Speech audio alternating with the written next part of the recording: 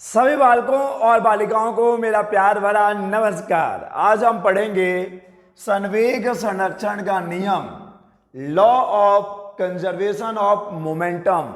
Last lecture में हमने समझ लिया था कि मोमेंटम क्या होता है, संवेग क्या होता है। किसी भी वस्तु का संवेग उस वस्तु के द्रव्यमान और वेग का गुणनफल होता है। संवेग बराबर द्रव्यमान इंटू वेग। तो इसको हम ऐसे लिखते हैं P बराबर m इंटू वी। और संवेग एक सदिश राशि है जिसकी दिशा वेग की दिशा में ही होती है। मात्रक भी आप लिख सकते हैं, इसका मात्रक हो जाएगा kg मीटर प्रति सेकेंड, और चाहे तो v में सूत्र भी लिख सकते हैं। लास्ट लेक्चर में हमने इसको बहुत अच्छे से डिस्कस किया है, तो अगर आपने वो लेक्चर नहीं देखा है तो कृपया करके पहले आप उस लेक्चर को देख कर आइए, तब हम बात करेंगे संवेग संरक्षण के नियम की। तो चलिए आइए मेरे साथ स्टार्ट करते हैं आज का ये लेक्चर और समझते हैं संवेग संरक्षण के नियम को। बहुत ही आसान सा नियम है ये। देखो यहां पर अब ये रैखिक कैसे आ गया बच्चे, पहले इसको समझ लो। यहां पर हम बात कर रहे हैं रैखिक संवेग संरक्षण के नियम की। आगे चलकर हम लोग कोणीय संवेग संरक्षण के नियम की भी बात करेंगे। जब हम लोग घूर्णी गति पढ़ेंगे, जब हम लोग वृत्तीय गति पढ़ेंगे, तो वहां पर हम लोग बात करेंगे कोणीय संवेग के संरक्षण के नियम की। फिलहाल अभी हम लोग यहाँ पर रैखिक गति के लिए, लीनियर मोशन के लिए संवेग संरक्षण का नियम पढ़ रहे हैं। तो जरूरी नहीं है कि आप हमेशा रैखिक लगाओ, सिंपली अगर संवेग संरक्षण का नियम लिखा है यानी ये रैखिक ही है। जब कोणीय के लिए होगा तो सामने में कोणीय लगा होगा। क्लियर है? तो अब आते हैं हम लोग नियम पर। यदि किसी निकाय पर, कोई भी निकाय है जिस पर कोई बाह्य बल न लगाया जाए, तो उसका कुल रैखिक संवेग संरक्षित रहता है। संरक्षित रहने का तात्पर्य यह है कि नियत रहता है, कांस्टेंट रहता है। यदि किसी निकाय पर कोई बाह्य बल न लगाया जाए तो उसका कुल रैखिक संवेग नियत रहता है। चलिए समझ लेते हैं जरा। चलो मान लिया कि हमारे पास एक निकाय है।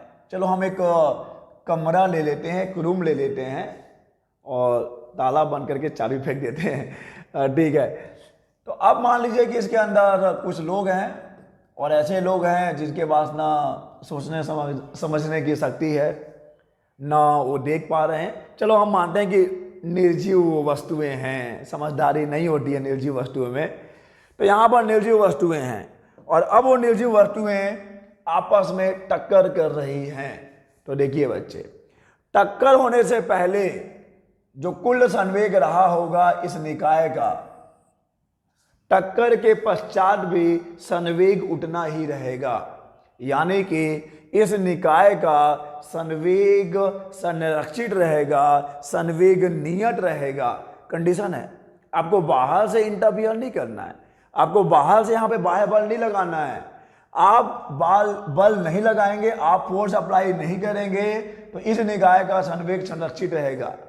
और एक बात और, मैं ऐसा नहीं कह रहा हूं कि इसके संवेग में परिवर्तन नहीं होगा, या इसके संवेग में परिवर्तन नहीं होगा, या इसके संवेग में परिवर्तन नहीं होगा, या इसके संवेग में परिवर्तन नहीं होगा। होगा। जितने भी यहाँ पर वस्तुएं हैं उनके इंडिविजुअल मोमेंटम में चेंजेस हो सकते हैं। यानी कि जो वस्तु हैं उनका जो खुद का संवेग है, प्रत्येक वस्तु के संवेग में परिवर्तन आ सकता है। टकराने से पहले कुछ और रहा होगा, टकराने के बाद कुछ और हो जाएगा। लेकिन ये जो पूरा निकाय है जिसमें कि हमने अभी 4 वस्तुओं की या 4 कणों की बात की है, उन चारों वस्तुओं का जो कि इस निकाय के अंदर है और उस निकाय पर हम कोई बाह्य बल नहीं लगा रहे हैं, तो इस निकाय का जो टोटल संवेग है, जो कुल संवेग है, वो संरक्षित ही रहेगा, उसमें कोई परिवर्तन नहीं होगा। ये है रैखिक संवेग संरक्षण का नियम। और चलिए अब आगे बढ़े हम लोग। ये पॉइंट आप नोट कर लीजिए, बहुत इंपॉर्टेंट पॉइंट है ये। जो रेखीय संवेग संरक्षण का नियम है बच्चे, ये प्रकृति का एक मूलभूत नियम है जिसका उल्लंघन कभी नहीं होता है। प्रकृति का एक मूलभूत नियम है रेखीय संवेग संरक्षण का नियम। चलिए अब इसकी उपपत्ति करते हैं। पहले हम बात करते हैं एक कण निकाय के लिए। हम एक ऐसे निकाय की बात करेंगे जिसमें केवल एक ही कण है, तो ये तो बहुत आसान हो जाता है। हम अपनी बात स्टार्ट करेंगे न्यूटन के गति के द्वितीय नियम से। तो लिख लेते हैं न्यूटन के गति के द्वितीय नियम से। न्यूटन के गति के द्वितीय नियम से क्या होगा बच्चे? जो बाह्य बल लगाया जाता है किसी भी वस्तु पर लगाया गया बल, वस्तु पर लगाया गया बल किसके बराबर होता है? संवेग में परिवर्तन के बराबर नहीं होता, संवेग में परिवर्तन की दर के बराबर होता है। मान लीजिए आपने बल लगाया है वेक्टर F, तो संवेग में परिवर्तन की दर हो जाएगा del P upon del T, यानी यहाँ से आपको del P बराबर मिल जाएगा vector F into del T। और अब हम तो ये बात कर रहे हैं ना कि हम बाहर से बल नहीं लगाएंगे, बल लगाओगे तब तो परिवर्तन होना ही होना है। जब भी हम बोलते हैं संवेग संरक्षण का नियम, तो हम वहाँ पर बाहर से कोई बल नहीं लगा रहे होते हैं, हम बोल रहे हैं कि बाह्य बल वहाँ पर अनुपस्थित है, एब्सेंट है। तो उस कंडीशन में F का मान तो 0 हो जाएगा। और अगर F 0 हो गया बच्चे तो del P भी 0 हो गया क्या? अगर वेक्टर F 0 हो गया तो del P भी 0 हो गया है। और del P 0 का मतलब ये नहीं है कि संवेग 0 है, संवेग में परिवर्तन 0 है, यानी कि ये नियत रहेगा, संवेग नियत रहेगा, इसमें परिवर्तन नहीं होगा।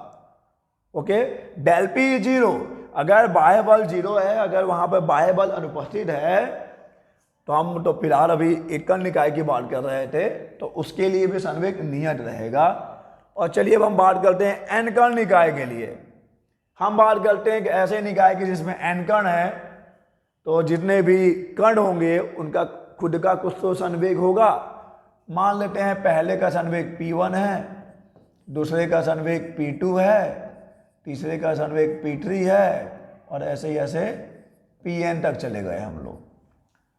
हम एक ऐसे निकाय की बात कर रहे हैं जिसमें n कण है और उन सभी n कणों का जो संवेग है क्रमशः इतना इतना इतना इतना है। क्लियर है बच्चे? तो यहां भी न्यूटन का गति का द्वितीय नियम लगेगा। क्या होगा? Vector F is equal to del P upon del T। Clear है? यहां पर देखिए कुल संवेग होगा कितना, पहले का इतना है, दूसरे का इतना है, तीसरे का इतना है, चौथे का इतना है। तो बच्चे पूरे निकाय का कुल संवेग कितना है? पूरे निकाय का कुल संवेग कितना होगा बताइए? पूरे निकाय का कुल संवेग हो जाएगा P1 plus P2 plus P3 और कहां तक? Pn। इसको आप बोल सकते हैं कि चलो ये भाई ये P है। जो P1 P2 P3 Pn है, ये क्रमशः पहले कण, दूसरे कण, तीसरे कण, nवें कण का संवेग है। और अगर हम बात करें पूरे निकाय का संवेग कितना है, तो पूरे कण का निकाय का संवेग, पूरे कण का जितना निकाय है, जितने भी कण है उसमें, उन सब का टोटल वेक्टर P जो कि इन सभी के योग के बराबर होगा। तो यहाँ पे हम मान रख सकते हैं ना। और बच्चे ये कहाँ से आया? तो ये तो यहीं से आया है कि न्यूटन का गति का द्वितीय नियम यही है कि लगाया गया बल संवेग में परिवर्तन की दर के बराबर होता है। तो यहाँ पे कुल परिवर्तन कितना हो जाएगा? पहले में परिवर्तन प्लस दूसरे में परिवर्तन प्लस nवें में परिवर्तन, ठीक है, डिवाइडेड बाय del T। जी है ना? ओके, इसको हम लोग अलग अलग लिखेंगे। कैसे लिखेंगे अलग अलग? del P1, del P2, del P3, del Pn, पहले वस्तु के संवेग में परिवर्तन, दूसरे वस्तु के संवेग में परिवर्तन, तीसरे वस्तु के संवेग में परिवर्तन, nवें वस्तु के संवेग में परिवर्तन। तो कुल परिवर्तन कितना होगा? सभी परिवर्तनों को जोड़ देंगे तो संवेग में कुल परिवर्तन आ जाएगा, समय से भाग दे देंगे समय अंतराल से भाग दे देंगे तो वहाँ पे परिवर्तन की दर आ जाएगा और न्यूटन की गति के ड्यूटी नियम से तो बल के बराबर होगा। लेकिन यहाँ पे हम बात कर रहे हैं कि बाह्य बल तो है ही नहीं, बाह्य बल शून्य है, यानी यहाँ पर भी ये del P1 plus P2 plus कहाँ तक Pn, ये 0 हो जाएगा ना। बाह्य बल तो अनुपस्थित है, बाह्य बल एब्सेंट है, छुट्टी मार दिया है वो तो, या बंक मार दिया है, तो यहां से देखिए 0 है, यानी संवेग में जो कुल परिवर्तन है वो 0 है। तो हम ये भी बोल सकते हैं ना कि P1 प्लस P2 प्लस कहाँ तक Pn इज कांस्टेंट, कांस्टेंट यानी कि नियत रहेगा। कुल परिवर्तन 0 है, यानी कि कुल संवेग में कोई परिवर्तन नहीं होता है, हमेशा इतना ही रहेगा। अगर बाह्य बल नहीं लगाएंगे तो याद रखिएगा यहाँ पे कंडीशन लगा हुआ है, वेक्टर F इक्वल टू 0 है, यहाँ पर वेक्टर F इक्वल टू 0, बाह्य बल आप नहीं लगा रहे हैं। तो ये हमने इसकी उपपत्ति भी देख ली कि संवेग संरक्षण के नियम को हम एक कण निकाय के लिए और n कण निकाय के लिए कैसे प्राप्त कर सकते हैं। और चलिए अब आगे बढ़े हम लोग और बात करते हैं न्यूटन के गति के तृतीय नियम से रैखिक संवेग संरक्षण के नियम की उत्पत्ति। न्यूटन के गति का तृतीय नियम, प्रत्येक क्रिया के बराबर और विपरीत प्रतिक्रिया होती है, उस नियम से हम लोग ये नियम प्राप्त करेंगे। संवेग संरक्षण का नियम कैसे प्राप्त करेंगे, चलिए देखते हैं कैसे प्राप्त कर सकते हैं।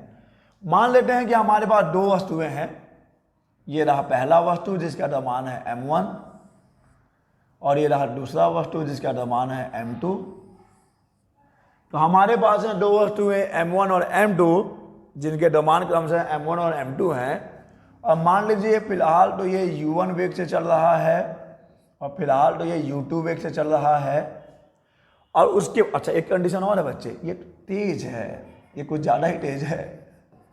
u1 is greater than u2, इसका वेग इसके वेग से ज़्यादा है और एक फिलहाल ये एक सीधी रेखा में ही चल रहे हैं, क्योंकि हम यहाँ पे बात कर रहे हैं रैखिक गति की, तो एक ही रेखा में चल रहे हैं। तो एक वक्त ऐसा आएगा जब ये इसे जाके भिड़ जाएगा, जब ये इसे जाके टकरा जाएगा। और फिजिक्स में हम लोग टकराने को एक नाम देते हैं संघट। तो ये जो चीज़ है ये संघट से पहले का, ये है संघट से पूर्व की बात। और उसके बाद मान लीजिए ये इससे जाके टकराता है, तो ये टक्कर आजीवन नहीं चलेगा, बहुत ही अल्प समय अंतराल के लिए होता है। वह समय अंतराल मान लीजिए डेल्टी है, यानी कि दोनों एक दूसरे के संपर्क में आते हैं बहुत ही कम समय अंतराल डेल्टी के लिए। उसके बाद ये आगे, ये उसके पीछे पीछे, डिपेंड करता है कि नियति कहाँ ले जाती है। तो अब द्रव्यमान तो उतना ही रहेगा, द्रव्यमान में कोई परिवर्तन नहीं होने वाला है। ओके, द्रव्यमान में कोई परिवर्तन नहीं होगा बच्चे। लेकिन संघट के पश्चात जब ये इसको जाके ठोक दिया है, तो संघट के पश्चात क्या होगा देख लीजिए। मान लीजिए ये अब v1 वेग से चलने लगता है और ये v2 वेग से चलने लगता है, द्रव्यमान में कोई परिवर्तन नहीं होगा। जब ये इसे जाके भिड़ेगा तो बस वेग जो है वो चेंज हो जाएगा। इसका वेग u1 है, इसका वेग u2 है, ये संघट से पहले की बात है।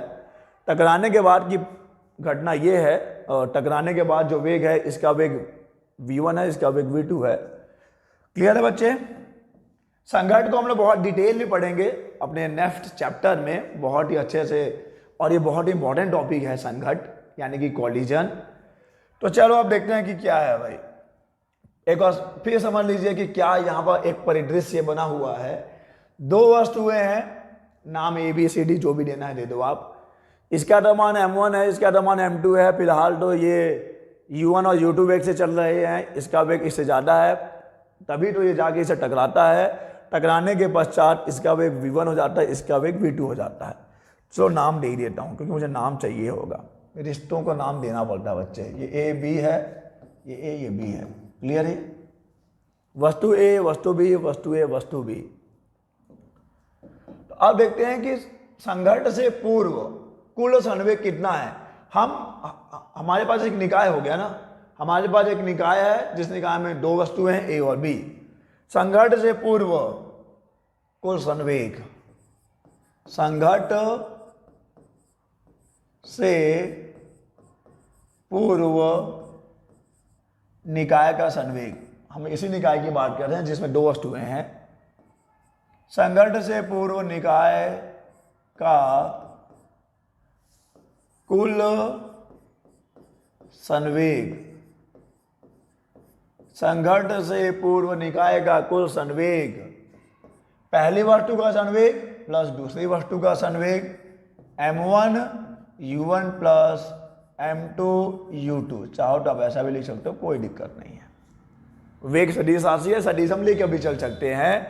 m1 u1 पहली वस्तु का है, m2 u2 दूसरी वस्तु का है संवेग।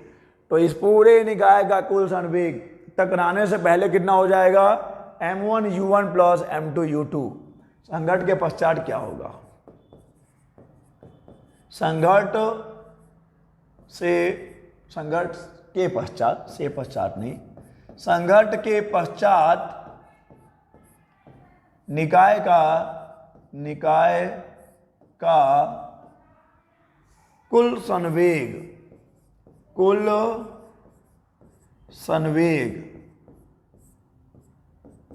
संघट्ट के पश्चात निकाय का कुल संवेग हो जाएगा। देखिए द्रव्यमान उतना ही है, वेग बदल गया है। सो m1 v1 plus m2 v2, m1 v1 plus m2 v2। Clear है ये? तो अभी तक हमने क्या किया है, बस पता किया है कि इस निकाय का संवेग टक्कर से पूर्व कितना है और टक्कर के बाद कितना हो जाता है। क्लियर है बच्चे?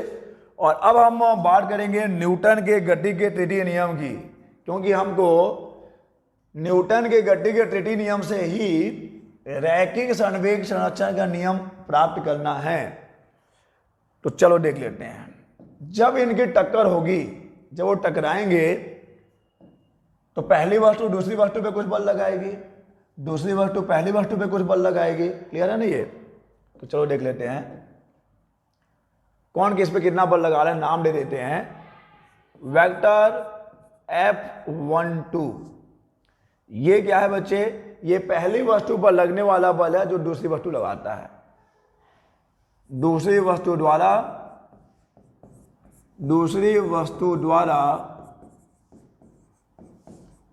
पहली वस्तु पर, दूसरी वस्तु द्वारा पहली वस्तु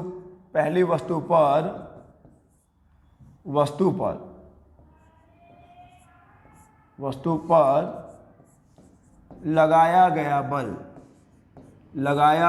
बल। ठीक है, हम ये मानते हैं कि जब m1 m2 यानी a और b जब आपस में टकराते हैं तो बहुत ही अल्प समय के लिए, और अल्प समय आप मान लीजिए डेल्टी, बहुत ही अल्प समय के लिए संपर्क में रहते हैं और उस समय वो एक दूसरे पे बल आरोपित करेंगे। वेक्टर F12 दूसरी वस्तु द्वारा पहली वस्तु पर लगाया गया बल है, और वेक्टर F21 पहली वस्तु द्वारा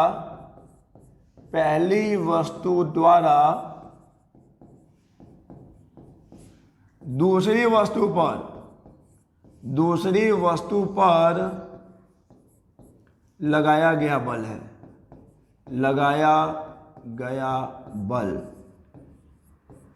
सो वेक्टर F12 दूसरी वस्तु द्वारा पहली वस्तु पर लगाया गया बल है, ये दूसरी वस्तु पर पहली वस्तु द्वारा लगाया गया बल है। देख लो, पहली वस्तु पर दूसरी वस्तु द्वारा लगाया गया बल है।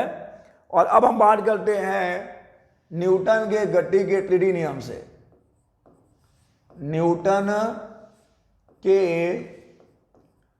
गति के तृतीय नियम से, तीसरे नियम से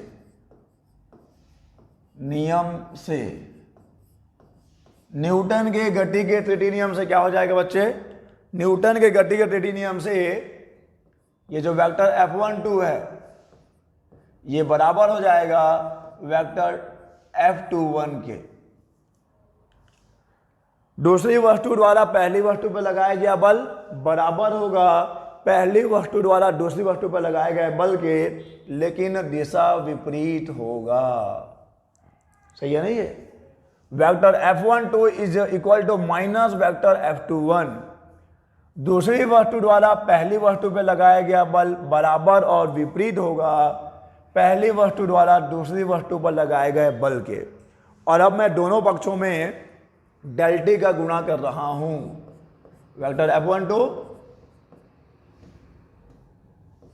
माइनस वेक्टर F21 और ये यहां पर डेल टी हो गया और ये यहां पर डेल टी हो गया। डेल टी का गुणा कर लिया मैंने दोनों पक्षों में। अब गुणा किया है तो ये जो प्राप्त हुआ है इसका कुछ नाम है।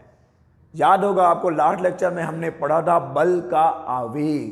बल का आवेग जब बहुत ज्यादा मात्रा का बल बहुत ही अल्प समय के लिए लगता है तो वहां पे हम बात करते हैं आवेग की। और यहां पे भी तो वही होगा ना, जब ऐसे कॉलिजन होगा तो बहुत कॉलिजन यानी कि संघट होगा तो बहुत ही अल्प समय के लिए होगा और उस अल्प समय में जब वो मिलेंगे तो बहुत ही अल्प समय अंतराल में बहुत ही ज्यादा मात्रा में वो एक दूसरे पर बल लगाएंगे।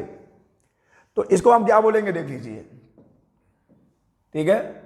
ये किसका आवेग है और ये किसका आवेग है? ये किस बल का आवेग है और ये किस बल का आवेग है? ये देख लीजिए वेक्टर, पहले हम इसकी बात करेंगे फिर हम इसकी बात करेंगे। Vector F12 dot del T, ठीक है? ये दूसरी वस्तु द्वारा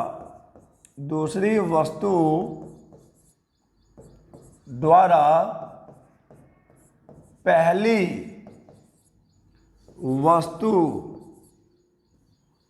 वस्तु पर लगाए गए बल का आवेग है। बल का आवेग ये कौन सा बल है? ये वो बल है जो दूसरी वस्तु पहली वस्तु पर लगाती है। तो दूसरी वस्तु द्वारा पहली वस्तु पर लगाए गए बल का आवेग, और आपको मालूम है हमने पढ़ा हुआ है आवेग संवेग प्रमेय।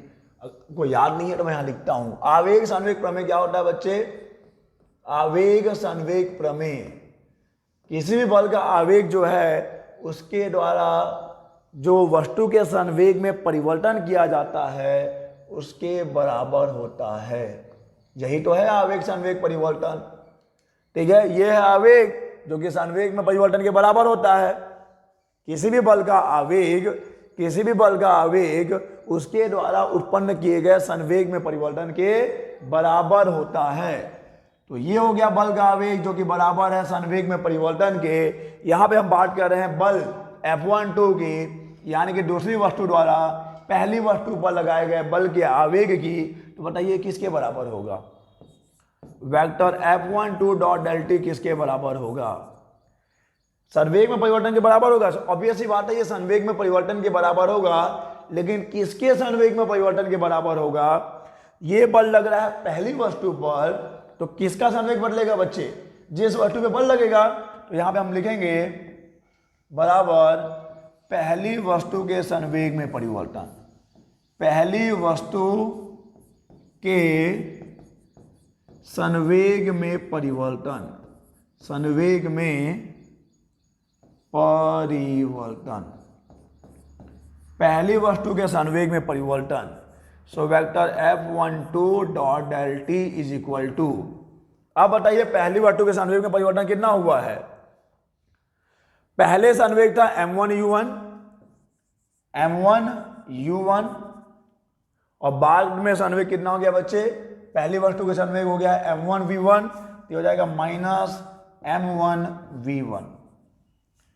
यह है संघट के पहले का संवेग और यह है संघट के बाद का संवेग पहली वस्तु का। तो ये जो अंतर है वो पहली वस्तु के संवेग में परिवर्तन है, और संवेग में परिवर्तन उस वस्तु पर लगने वाले बल के आवेग के बराबर होता है। ये है आवेग संवेग प्रमेय। क्लियर बच्चे? तो यही सब चीजें आपको अब दूसरी वस्तु के लिए भी करनी है। तो चलो कर लेते हैं। फटाक से मैं लिख रहा हूं, आप वीडियो फॉरवर्ड करके आगे बढ़ सकते हैं। मैं तो इसको प्रॉपर नोट्स बनाऊंगा ना, क्योंकि ये तो आपको पीडीएफ के फॉर्म में नोट्स मिलता है, आपको पता है ना कि जो हम यहाँ पर नोट्स बनाते हैं ये आपको पीडीएफ के फॉर्म में मिलता है टेलीग्राम चैनल पे, और टेलीग्राम चैनल का लिंक है नीचे डिस्क्रिप्शन बॉक्स में, तो वहाँ पे आप ये पीडीएफ नोट्स प्राप्त कर सकते हैं। तो चलिए आप वीडियो फॉरवर्ड करके आगे बढ़ सकते हैं।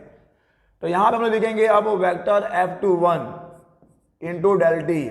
तो ये क्या है, ये है पहली वस्तु द्वारा दूसरी वस्तु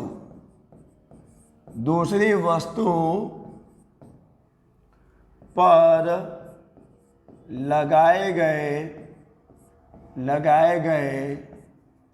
बल का आवेग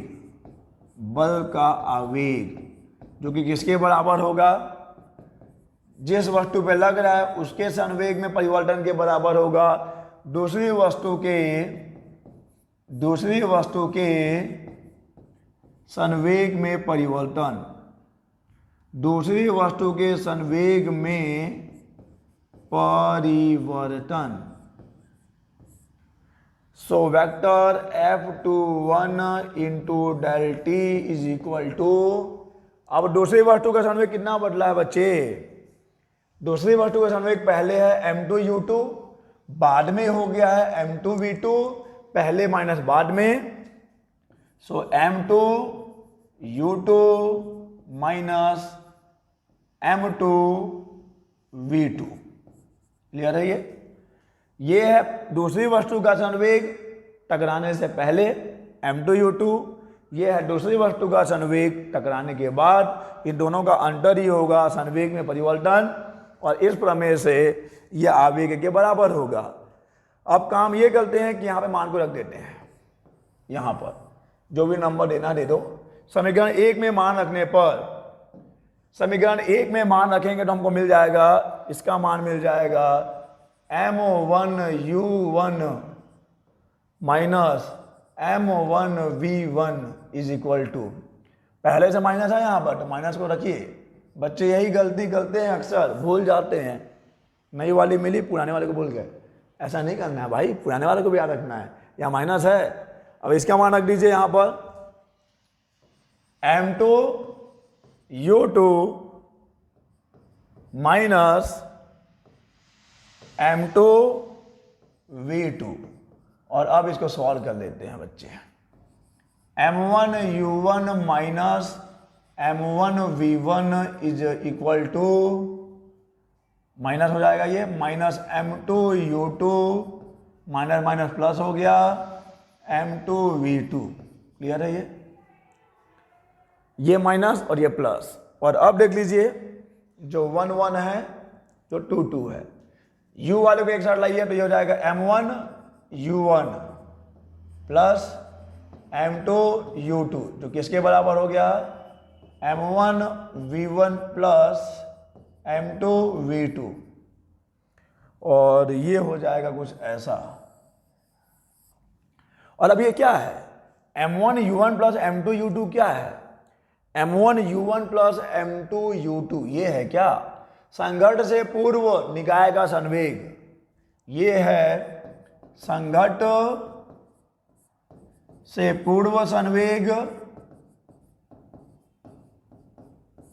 और ये क्या है, ये है संघट्ट के पश्चात का संवेग, बराबर हो गया संघट्ट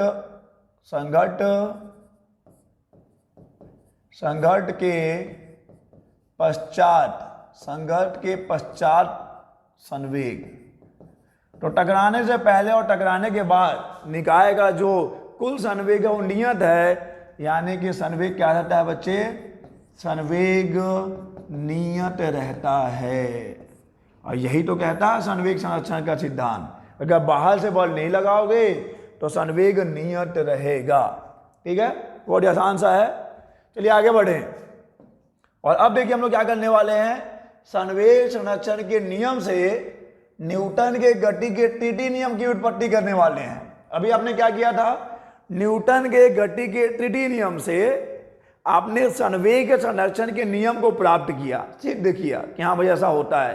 केवल किस्से और कहानियां नहीं है, वास्तविकता है, क्योंकि आपने यहाँ गणितीय रूप में पेश किया है। ये उसका गणितीय व्याख्या कि हाँ भाई जो यहाँ पे लिखा है ना ऐसा कुछ, ये जो लिखा है इसको हमने यहाँ पर सिद्ध भी किया है कि हाँ ऐसा होता है।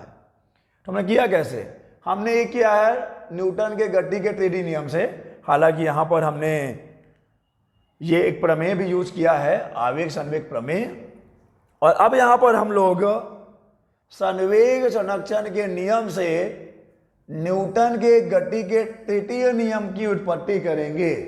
चलिए मान लेते हैं कि दो वस्तुएं हैं जिनका द्रव्यमान क्रमशः m1 और m2 है, जो कि कुछ वेग से गतिमान है।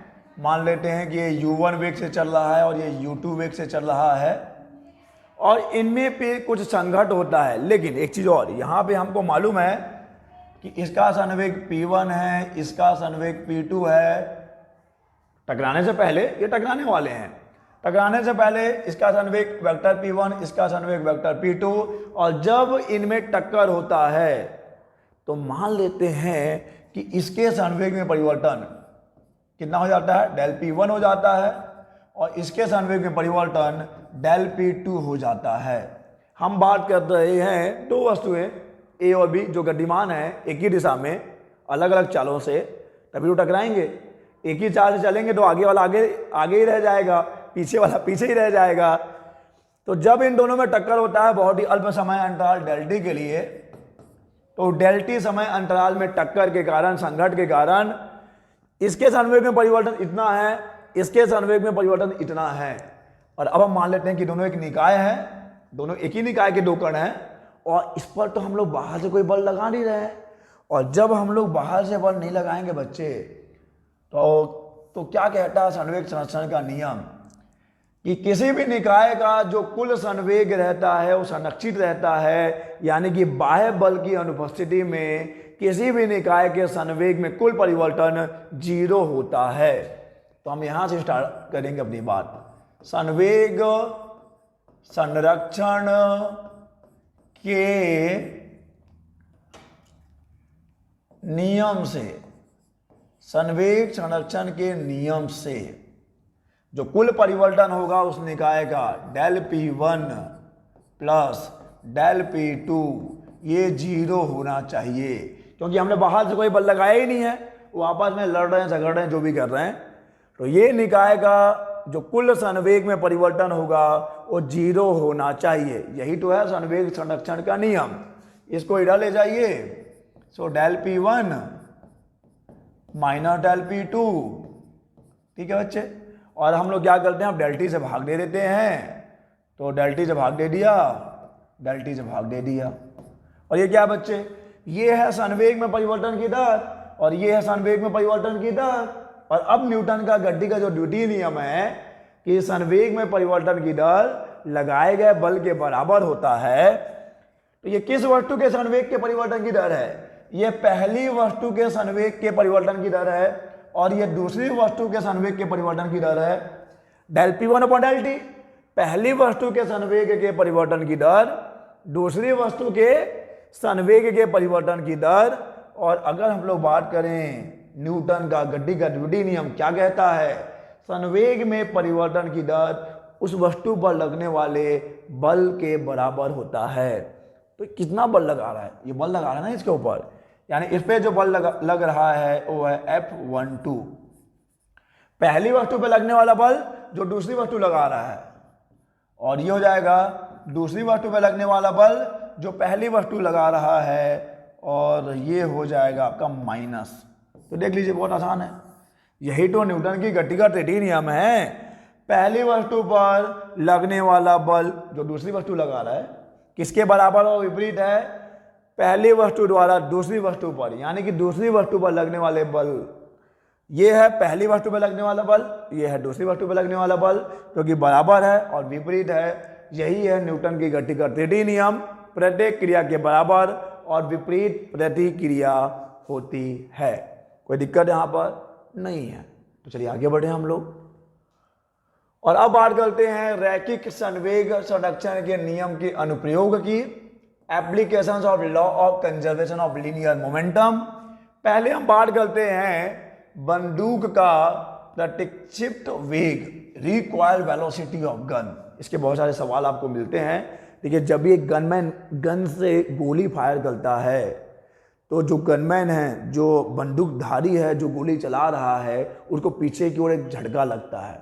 एक्चुअली में क्या होता है, जो गनमैन जब अपने बंदूक से गोली फायर करता है तो जो बंदूक वो पीछे की ओर आती है, तो हम उसी के वेग की बात करेंगे जिसको हम लोग कहते हैं प्रतिक्षिप्त वेग, रिकॉइल वेलोसिटी ऑफ गन, जिसको हम लोग समझाएंगे संवेग संरक्षण के सिद्धांत से, जिसको हम लोग समझाएंगे कंजर्वेशन ऑफ मोमेंटम से। देखो क्या होगा, मैं ले लेता हूँ एक बहुत बड़ा सा गन, हालांकि मुझे ड्राइंग उतना अच्छा नहीं आता, लेकिन चलो एक बहुत बड़ा सा गन है ये, हालांकि बहुत बड़ा सा गन नहीं है लेकिन चलो गन है।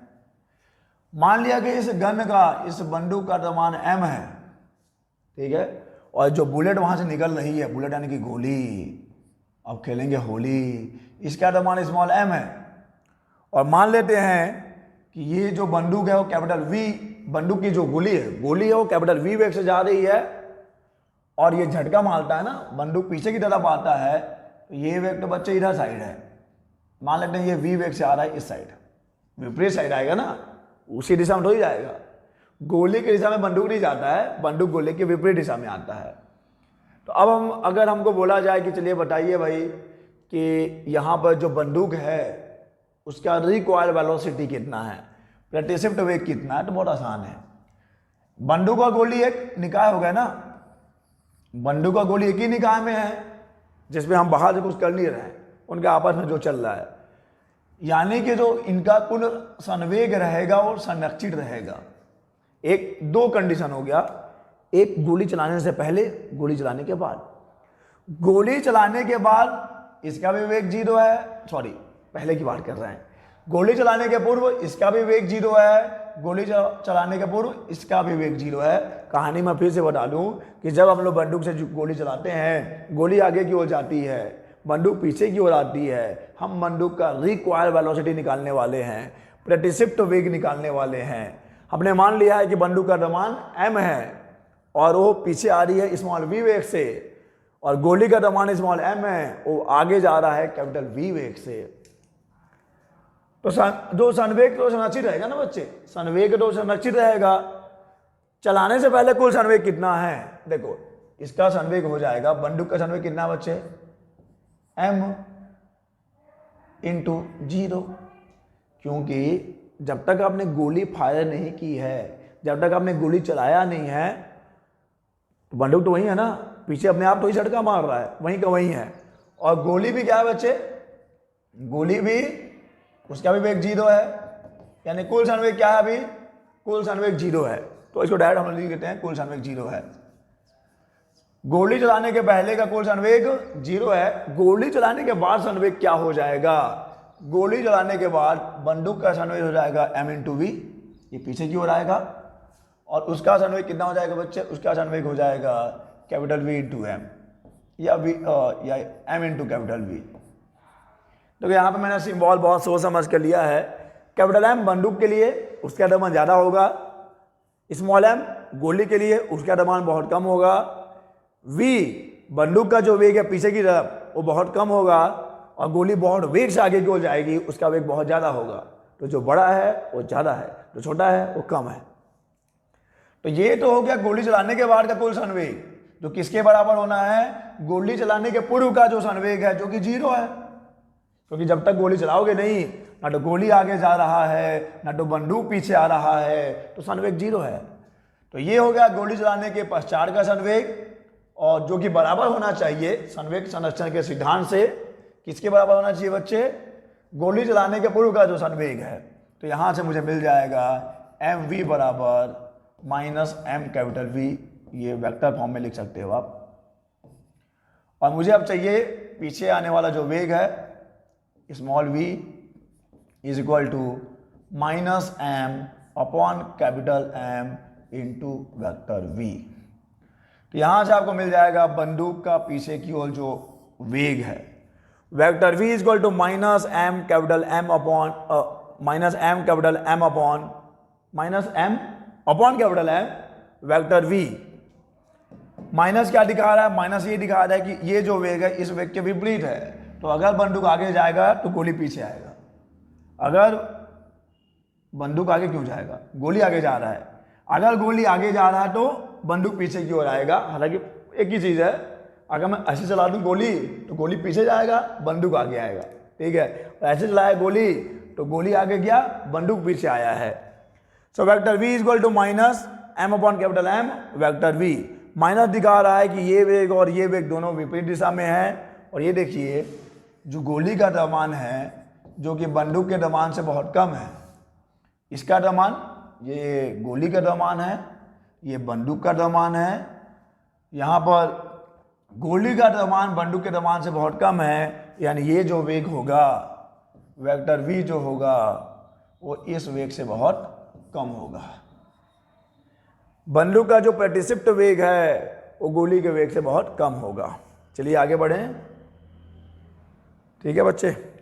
और अब देख लेते हैं कि जब हम लोग नदी के किनारे या तालाब के किनारे या कोई बड़ा सा एकदम झील है उसके किनारे कोई नाव है, और जब हम नाव से कूदते हैं तो हम आगे की ओर आते हैं और नाव पीछे की ओर जाती है।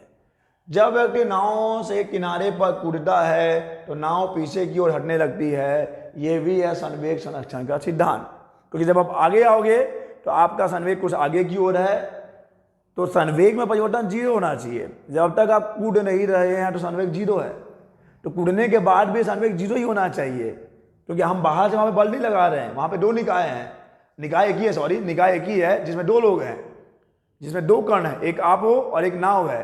तो जब आप आगे की ओर कूदे तो नाव को पीछे की ओर जाना पड़ेगा, ताकि संवेग संरक्षण का जो नियम है वो मान्य हो सके। चलिए अब आगे देखते हैं, ये एक सवाल हल करते हैं। एक सवाल मैं हल करूंगा और एक सवाल आपको एक होमवर्क मिल जाएगा।